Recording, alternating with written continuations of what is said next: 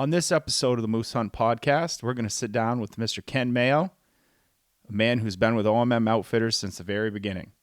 Kenny is a friend to all and one of the nicest people a person can meet, which will very clearly come across in this conversation. We sit down and ask Kenny about his beginning in the outdoors, what hooked him specifically on moose hunting and the idea of guiding, and then we jump into a conversation around quartering moose for retrieval from the woods versus the challenges of pulling them out whole. This is going to be a very good one for people to listen to. It's exciting, it's entertaining, and particularly educational. Enjoy. All right, and welcome to another episode of the Moose Hunt Podcast with OMM Outfitters.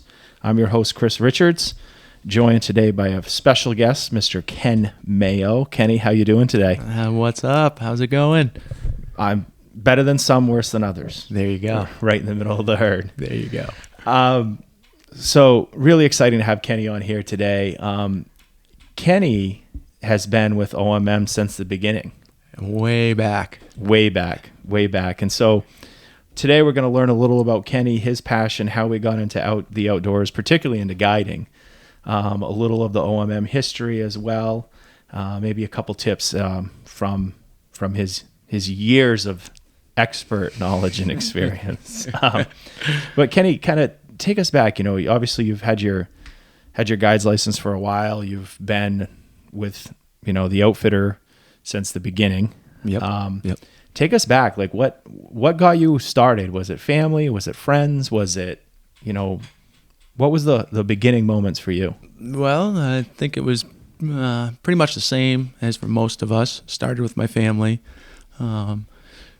My father's passion was bird dogs as growing up, so I always had a bird dog. I remember him going out after work, and that was a big deal. I even got some old VHS tapes of me in a carriage out there with the dog on point. So, and it was really a family thing. My mom would be out there with us. And then I remember being 8 years old, my father saying, "All right, you can shoot the 20 gauge." And getting one shell and just putting it in the gun and shooting the clay. That was it. So that was my first experience with the firearm. Yeah. And we grew up on a farm, so I was always around animals. Yeah. And, communication with animals was something that, from talking to the pigs and listening to them making their noises to the chickens, we had turkeys, cows, woke up hearing animals. And it was always awesome. And turkeys were really cool because I could get them to gobble. Right. And I'm like, wow. It struck me at a young age that you can communicate with animals. And, eventually as it formed into understanding what they're saying and what they're trying to say. Mm-hmm. The ripe age of 14 years old, I went on my first Maine moose hunt. All right. In Zone 8. Yep. And back then it was the either sex tag. So, yep.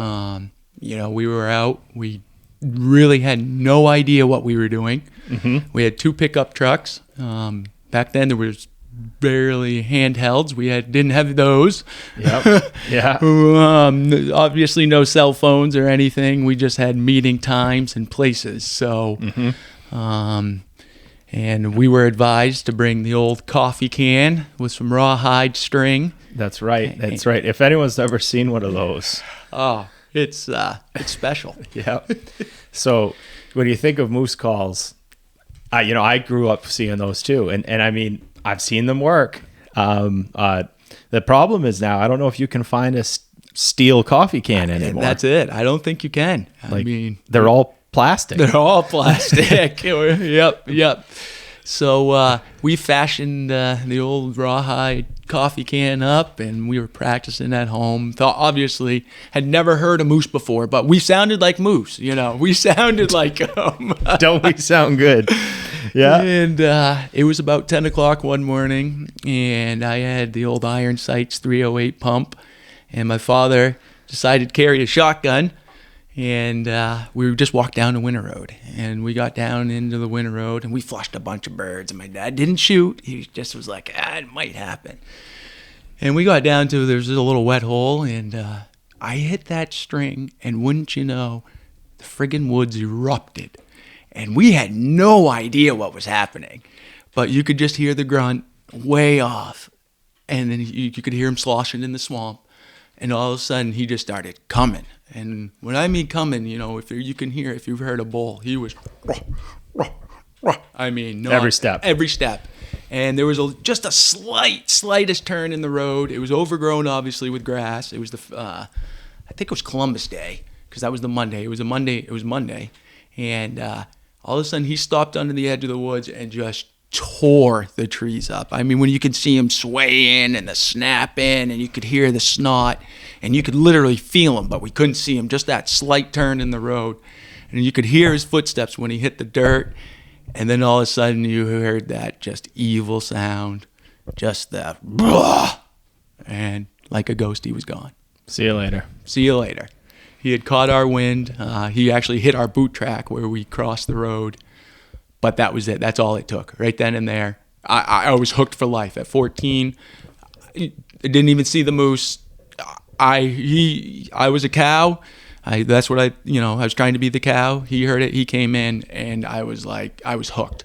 At that time, it was still a lottery hunt for turkeys, so I hadn't even drawn a permit for that. So I had basically no communication with animals, other than my farm animals. And lo and behold, the first day we call in. I mean, looking back on it, he had to have been a giant because he was snapping huge trees, and just by the way he sounded with the deep grunts. But so that was something, and I was hooked from then. And then driving out at night, we saw a crotchhorn, dumped him right there. Him right there. Yeah, and what's interesting, so 14. Yep. So that would have been like early 2000s. Early 2000s. Yep. Early 2000s. Really, when our population was at a good manageable point, and we were seeing the trophy bulls often that everybody sort of refers to as the heyday, even though we are still in the heyday, right? But the herd was managed well at that point. So, and it's funny, I think everyone has that moment of when, at least on this team, when moose became like the thing. Yep.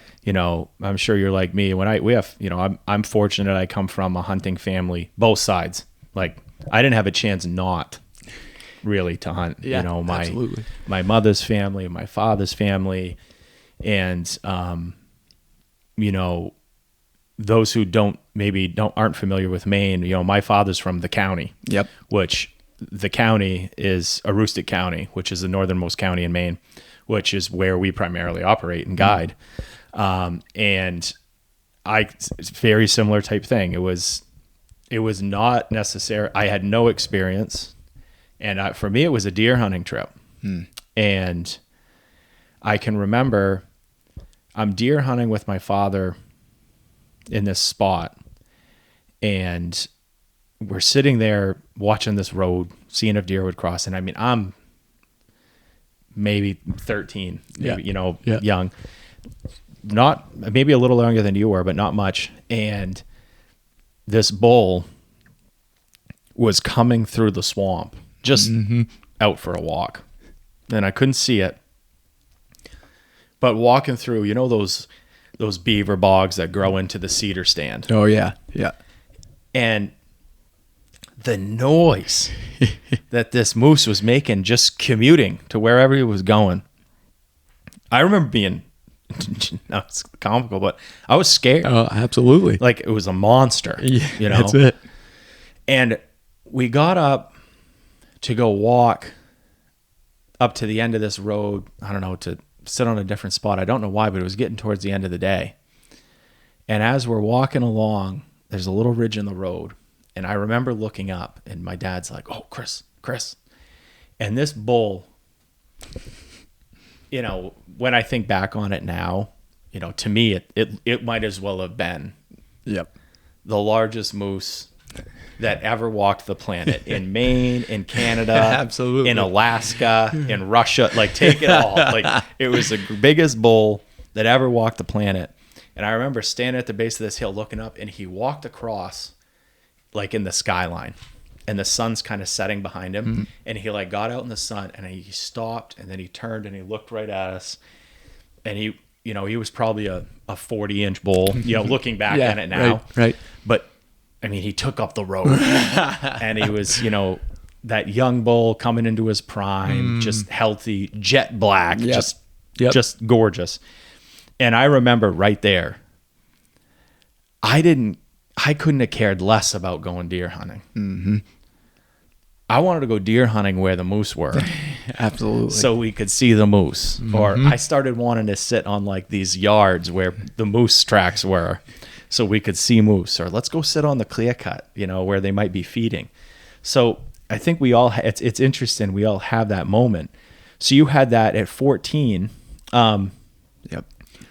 Obviously continued hunting in your own traditions. Yeah. How did that hunt turn out, by the way? It was a blast. You know, you got a bull that night. Yeah, opening day. Did the whole snatch block out of the swamp onto the snowmobile trailer. Yeah, all the way up Cacagio, tag it, bring it back the next day to weigh it because Cacagio didn't have a weight scale. Yep. Because obviously you had to weigh it, even though it was a crotch horn. So that's right. You got to do that. Got to do that. And I think I pumped a whole clip into him. And my old man pumped a clip and a half into him, and just nonsense. But but it was my grandfather was there, and my uncle, and it was a blast. Yeah. And then we were able to go bird hunting a couple of the days later in that week. So helped the other couple parties out, and really the moose hunting experience, if you will, full course. And then later on, just kept going up. Never got drew again until 2010. But before then, outdoors was it for me. As soon as, I knew I could communicate with animals, it was on. The next I went to turkeys, ducks, geese, I mean, whatever I could. Songbirds, calling them in, watching them, learning their calls, especially with the turkeys, learning what they're saying, figuring that out. But still, it always stuck with me. I communicated with basically a draft horse. 1,500-pound animal, and I knew what he was saying. So it was really cool. Then later on, went on my first guided trip. Me and my father went on a bear hunt in Quebec. And as clients, yeah, yep. Awesome. Always looked up to the main guide growing up. It was that icon, legendary, the legend of the main guide. Foggy Mountain Guide Service, the guys with the beards, Hellstrom, all those guys. They really paved the way, and just watch it. And my father, his had an elevator route up in the county, so similar to your story, I'd go up there in prime deer season and just remember the game poles and everybody hanging out, and even in September going up on my father's calls, you'd see the bears out there, and it was just, right. That was it. That was the dream. Yeah. And then my schooling, went on that first guided hunt. Didn't have much of a guides, but there was a TV crew there that was also hunting.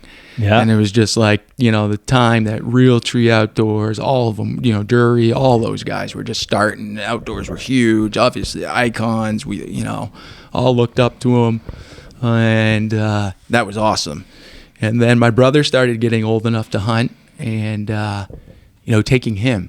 He wasn't much of a hunter. He didn't really like it, but I know, he went because I liked it, which shout out to you. Appreciate it, guy. But thanks for having my back. Yeah. And just taking him out was really cool. And then some friends would come to me, take me, little things, take me fishing here and there, and just seeing the excitement it brought. Yeah. And then the only college I applied to was University of Maine at Fort Kent. So where better to go learn about the woods than way up north in the woods. Yeah, that's absolutely. No doubt. So I found my first, that October, went out, found my first moose shed while I was bird hunting, saw bulls all over the place, heard just crazy sounds, heard the mating, heard, hyperestrus, just absorbing. Never had any permits, never had any family members that had permits until that time. It was just, the moose, the icon, Right. Oh yeah. Yeah. And I was there. I was able to live it. My schooling hurt, but But it locked you in to be up there, It right? it locked me in to be up there. And then after my first year, that spring semester, a friend came to me and is like, dude, you got to meet this guy. He's just like you when it comes to hunting. He is obsessed with hunting. And I'm like, oh, all right, cool. And, about that time, 20 years old, lifting the weights, hitting the gym, hanging out with the boys. Yep. Socializing. Not much to do up there in Fort Kent. So I went down, and I lived about 10 miles off campus in a little town. Mm-hmm. And he stopped by, and he comes in, and I had this moose shed on. It was my prized possession at the time, right on display. And he's like, "Wow, you found this!" And then my mom made this thing, creative memories, scrapbooking. Mm-hmm. That was a big thing. And then so I started showing Nate, and Nate, looked through the first couple of pictures of some bucks I had killed and ducks and everything. And then he put it down, and he's like, "Dude, my mom made the same thing for me." So that was how you and Nathan Terrio met. That was how me and Nate met. And, I ended up working down at the marina that summer, stayed up there. And our idea of fun was rolling out into the woods, anything to do with it, spending as much time as possible in the woods. Yep.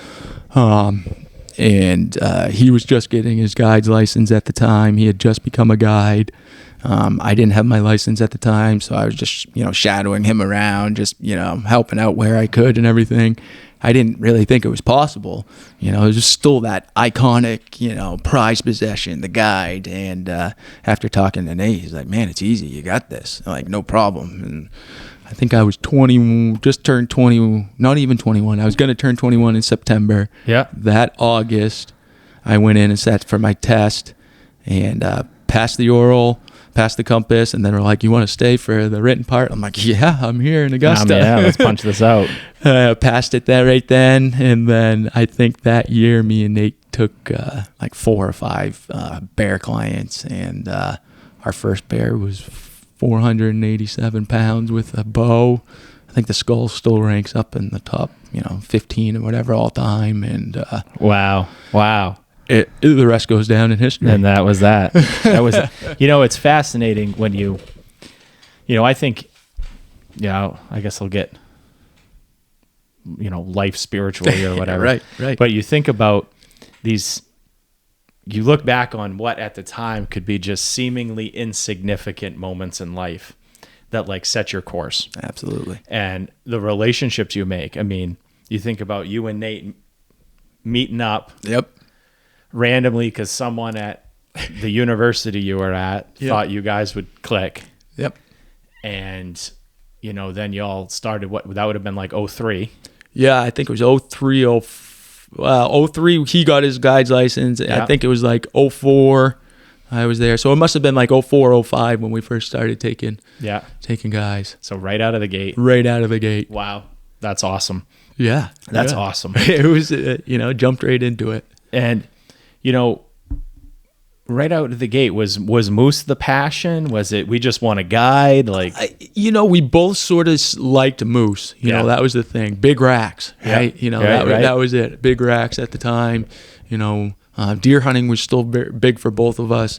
The deer herd had taken a hit up there from the winters. Mm-hmm. Wasn't many deer, so we'd go downstate and deer hunt. But the racks, and then it became there was another outfitter at the time that produced a video. And we were just like, whoa, that was awesome. That was really it at the, when we were like, we both had the passion. We both went out finding them, shed hunting, patterning them, just like we would do whitetails. And we'd do the same thing up there and saw pretty much immediate success. It was pretty wild, but I mean, I remember, I think, picking up a guy on Wednesday, hadn't seen a bull. And then by like Thursday morning, he had passed up 6, Yep. And then he ended up killing just a whopper. And, still looking back on it, at the time, we still didn't know how big that bull is, and still to this day, me and Nate shake our heads and like, wow, that thing was huge. Right. Didn't even know what you Didn't had. even really. know, really. No, till it's too young, too young in the game to really realize and appreciate it at the time. And, God's great, and he opened so many doors for us. So Well, and I think too, you touched on something is, the guide's license, and anyone who's not familiar with Maine, it is a pretty significant exam process. You have to pass a map and compass. You have to pass a catastrophic event verbal section. You have to pass a written portion. You have to, it's significant. And so, y'all jumped right into it. Yeah. And I think oftentimes the most rewarding things in life are the ones you're like, we're just going. Yeah. We're just going. Yeah. Let's see what happens. Is some of the people out there listening, maybe listening to this, maybe they're interested in pursuing that passion. Looking back at it now, in terms of getting a guide's license,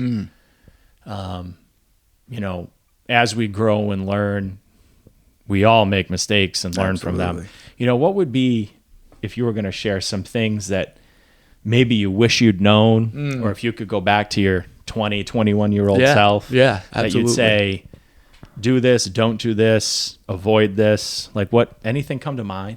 Yeah, I think the first thing that jumps out is absorb information. Mm-hmm.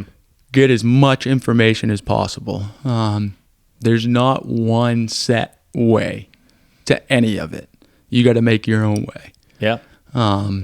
If you can absorb information and you can just sit there and absorb it, you'll do fine. And I say that because we had influences, both, from friends that live in Massachusetts that have nothing to do with the outfitting business at all, to guys that ran some of the top-notch outfits in Maine. Yeah. And a wide range of different characters in between. And I think it was, we got to hear a lot of stories, got to hear a lot of how they screwed up. It's just like, we're doing here, sitting around just talking and listening. I think that's one of the greatest things is just listening to people's stories.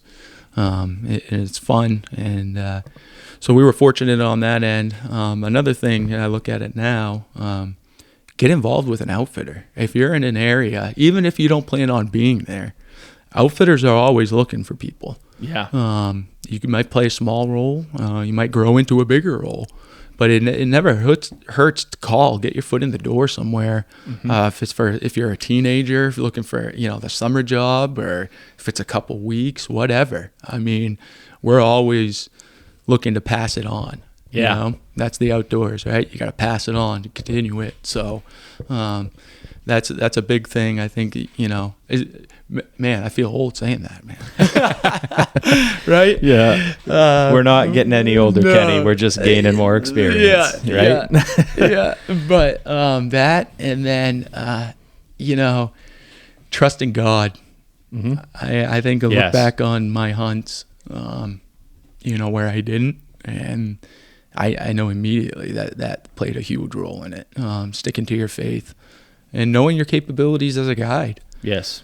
You don't have to be the best caller in the world. You don't have to be literally the best hunter in the world. No. You just got to be out there giving it your all and know what you can do.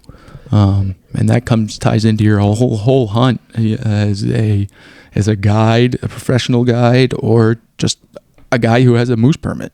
Right. Know your capabilities. If you can't walk in the woods, you got to plan on where you want to spend your time on the road. Mm-hmm. Gas prices are $5 by fall. Who knows what they're going to be? Right. That's another piece to it this year, right? So, just keep that in mind, and use resources that you have, and you'll be fine. If anybody, I think it's a thing where people don't want to share information a lot of the times. Guides don't want to do that, but to the right people that are going to sit there and listen, they're going to open up, and a true good outfitter will realize that real quick. You said something, that I think is a key, Kenny, there in terms of getting involved with an outfitter. Everyone has to start somewhere. Mm-hmm. And, I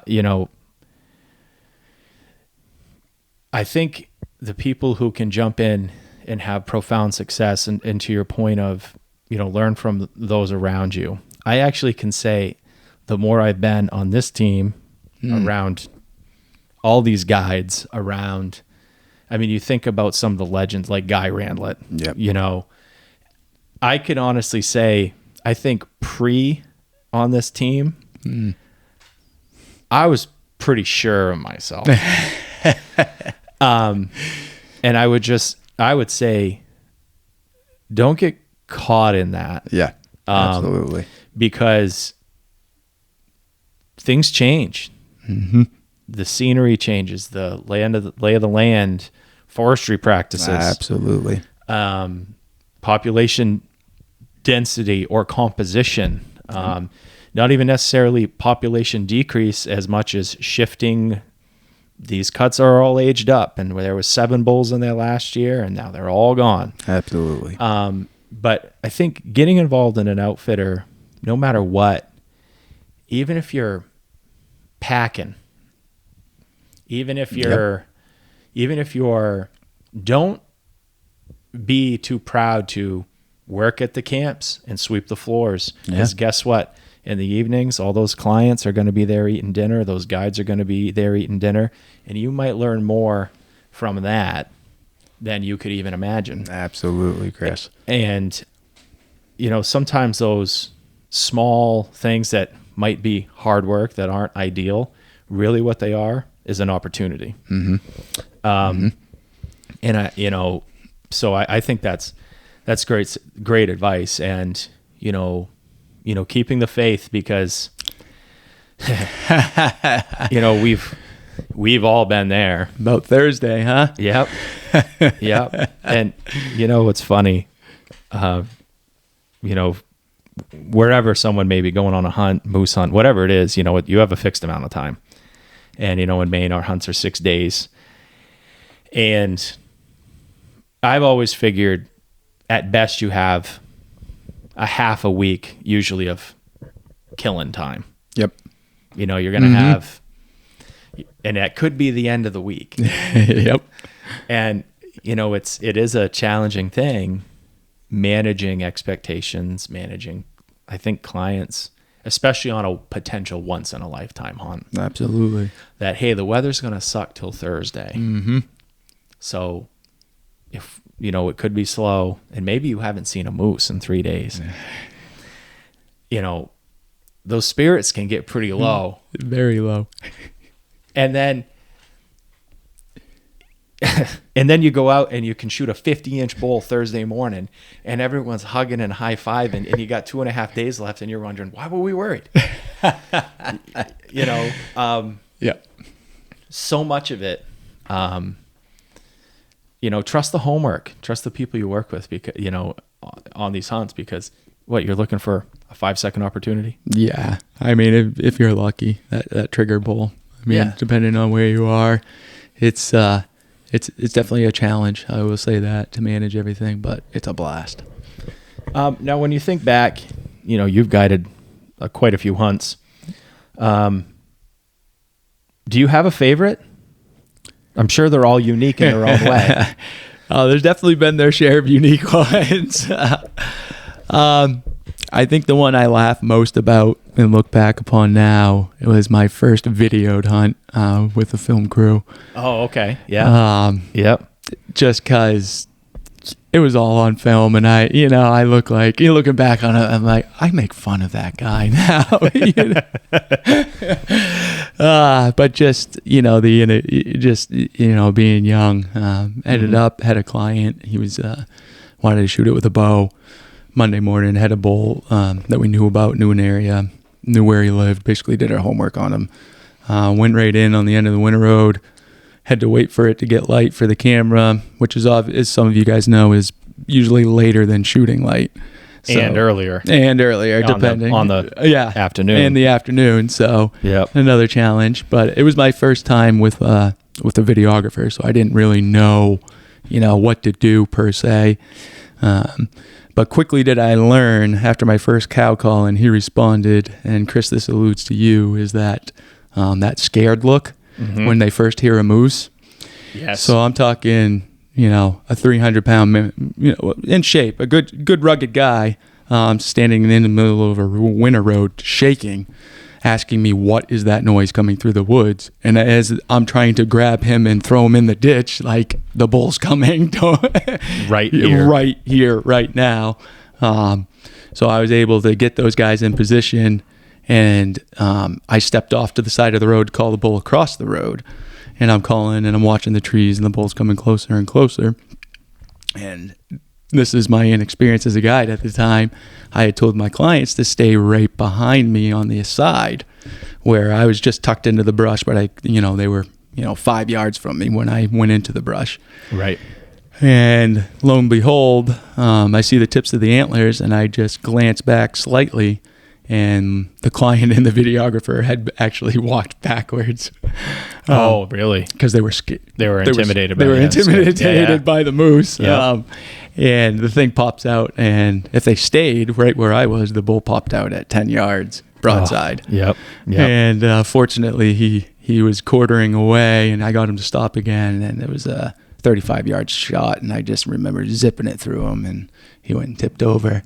But it goes back where at this spot we had taken this animal. We were allowed four-wheelers, but trying to load that thing and the video of it, oh my gosh, I just laugh. Yeah, it's just like, what are you doing? Right. And I think it's, but it's to continue learning, right? I mean, absolutely. that was at the time, certainly I think the added pressure of something made for television. Yep. For sure. And you touched upon it's funny, clients I've had, the first clients I had with OMM were hunters from out west. Yep. One lived in Jackson, Wyoming. One lived in Montana. And, and I think it's a cultural thing here in Maine, is this weighing. Yeah. This weighing of game. Absolutely. And, anyone who isn't familiar with that, here in Maine, we have a biggest bucks in Maine club.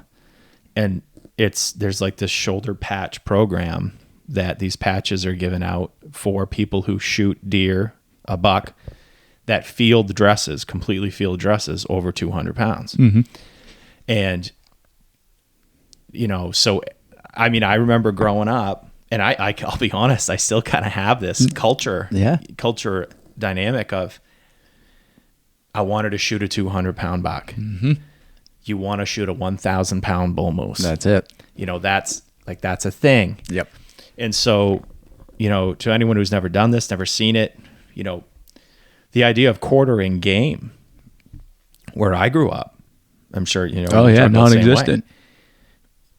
Quartering a moose was seen as an emergency measure. Yeah. Yeah. Like everything went wrong. Absolutely. I don't think I remember seeing one. I only saw a couple, and it was always, we had to go way in here and get him where we didn't want to, or someone shot and hit it back, and it made it, whatever, out of the chopping, way down in the chopping, and we're recording this in my man cave right now. We can go out around the corner, and I can show you. I got reels of mill rope out there. I have enough rope out there. Oh, I could drag a moose from Texas to Maine, if I needed to. But this transition to quartering game, I think it's a game changer. Absolutely. It's magnificent. It really is. And what was funny, when I had my clients from out west, they quarter everything. What I mean? Right. And it's fascinating to see the different cultures. And I'm not degrading or whatever, but it was fascinating. We shot the moose, and I mean, I had no complaints about this. They started getting their knives out to help quarter this thing up, oh, dream, right? But from your perspective, obviously started guiding when did that transition? You know, that's obviously a big kind of shift in practice. Mm-hmm. Maybe that, but what are some other things when you think back to when you first started to now, and maybe thinking towards the future? What do you think are some of the big changes of how you do business, guiding, how you've seen maybe even the company as a whole change? Because obviously you've been in this a lot longer than I have. You know, what are some of those big transitions in practice that you've seen made over the years? Yeah, I mean, the first thing is the Cape and Quarter. I mean, that to us was the difference maker. And at the time, it was what we used to set us apart. Yeah. There wasn't really a lot of other outfitters that did it. You know, like you said, it was always, if you can get them into the back of a bed or a truck, do it. Because at the time, everybody considered that easier.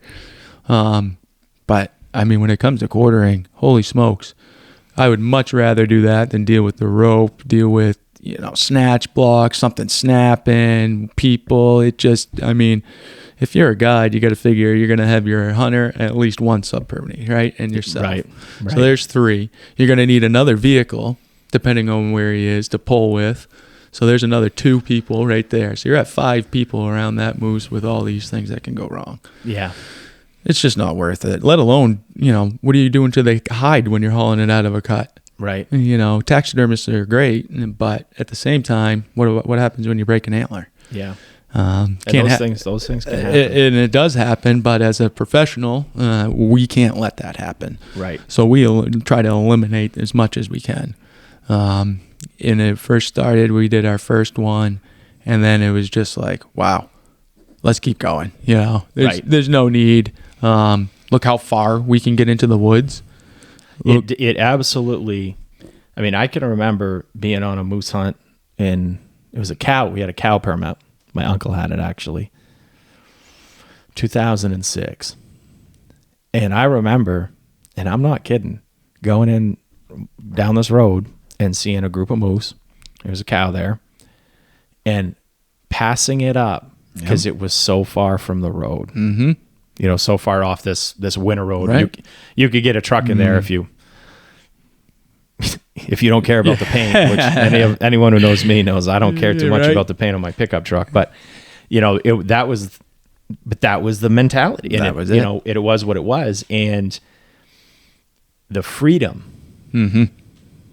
When you remove, like, and that may sound bizarre to some folks listening, but that was part of it, was extraction being a component of the moose hunt. Yeah, it was a huge part. And elimination of that. Yep. And gear, right? Eliminated the trailer right out of the bat. Don't have to haul a trailer around. Don't have to stash a trailer. The stuff you got to bring with you. The rope. I mean, the pulleys, all that stuff. You don't have to stash it. You don't have to worry about people stealing it. Flat tires. You don't have to snatch block or rope. You don't have to worry about any of it. And then, you know, we get it, you know, getting it down to a science, and it's just the freedom, you know, and just being able to literally go hunt. You know, that was it. Really, what it was for us was just go hunt. And, right. That was awesome. And now that's what we strictly practice. It doesn't matter if we're able to dump them on the side of the road. You don't have to carry it very far. You don't have to carry them very far. And it's just, I mean, it's a great thing for the meat. It gets it cool quick, eliminates any bacteria that you have to worry about. Mm-hmm. Go into game bags. You know, it's separated. All your meat is separated. Your quarters are separated. You got your tenderloins in a bag. It's easier for a butcher. They know exactly what they're grabbing.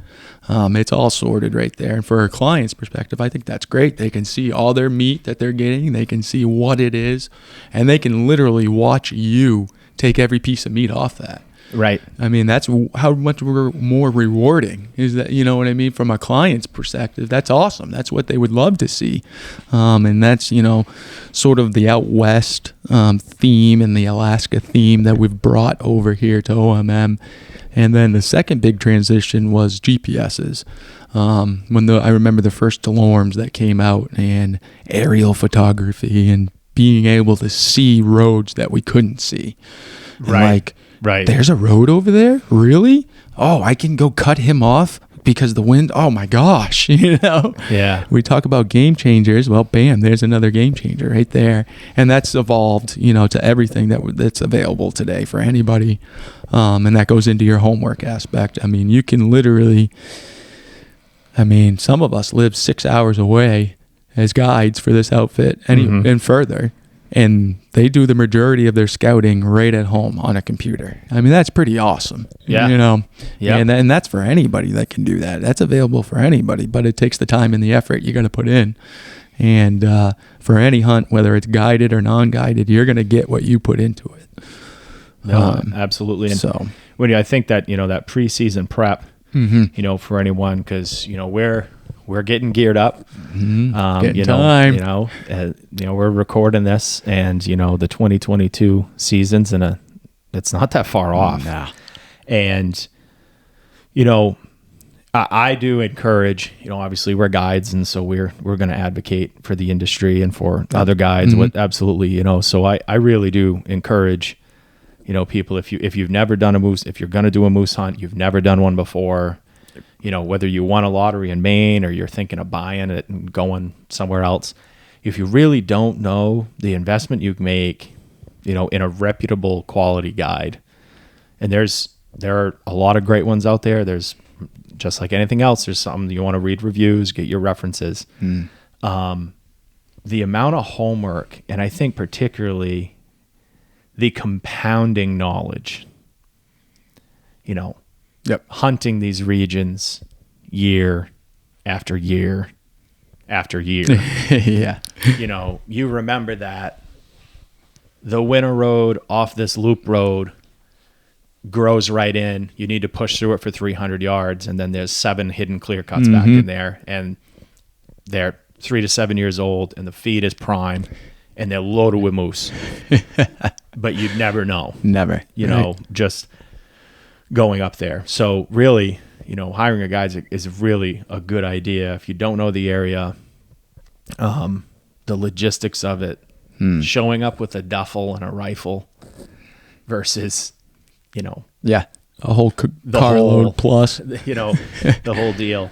You know, and I think one thing too, you touched on the quartering, and I'd say to, you know, folks out there who maybe they've never done it, there are some great resources on the web. I mean, the Maine Department of Inland Fisheries and Wildlife has a pretty quality video that they've done showing the quartering of a moose. And again, whether you're doing that in Maine or somewhere else you're hunting, it's good knowledge to have. I love how little stuff I bring with me. Yeah, it's amazing, isn't it? when you don't have to put your snatch blocks, your winch, your chainsaw winch, your reels of rope. And again, some people, that's what they do. That's your plan, whatever. It's all good. You know, have a plan for extraction. I think that's the most important thing. But man, when you do say, all right, use quartering as your plan, you really do eliminate so much reservation. I mean, one thing we didn't even touch on with that is think about weather. Yes. Right? Think about what we've been hunting in September lately. Yes. Yeah. You're out in zone 1. Where's the nearest butcher shop? Long ways. Long ways. And if you think ice and a tarp wrapped around that thing on 90 miles of dirt roads for 4 hours is going to keep it cold and keep your meat clean. Yeah. Good luck to you. It is. It's tough. We had a moose. My father had a moose hunt. I wasn't born yet. So I think it was 1987. And he tells me this story all the time because this past year, I had the privilege of actually guiding my brother on a hunt, and we quartered his bull for extraction. And my father had never seen it done. And, you know, he had a lot of questions because, again, just, you know, we've been hunting moose since 1980, you know, whatever. And once we'd got halfway through the bull, he even said, he goes, oh my God, this is, because the amount of time to clear your path, start winching, communicating, I'm not convinced it takes longer. Nah. I'm not convinced. If it does, so be it. But my father shot this real nice bull, and It was October, and it got cold that night, Mm-hmm. and they hung the moose on the backside of camp. And my dad said the next day they lowered it down on a trailer, and we're bringing it home. And it got so cold, the moose froze, or so they thought. Yeah. Had a right full of ice. It'd been in like the high 20s, low 30s all night. Moose is fine. Put it on a trailer, and they brought it all the way back to where we live, which is 4 hours from hunting camp, down the interstate. Yeah. So down the highway. And funny story, sidebar, had it parked out in front of my parents owned this like pizza joint at the time, right on Route 2. Oh, nice. Right on Route 2 in Dixfield. And it was a real big bull.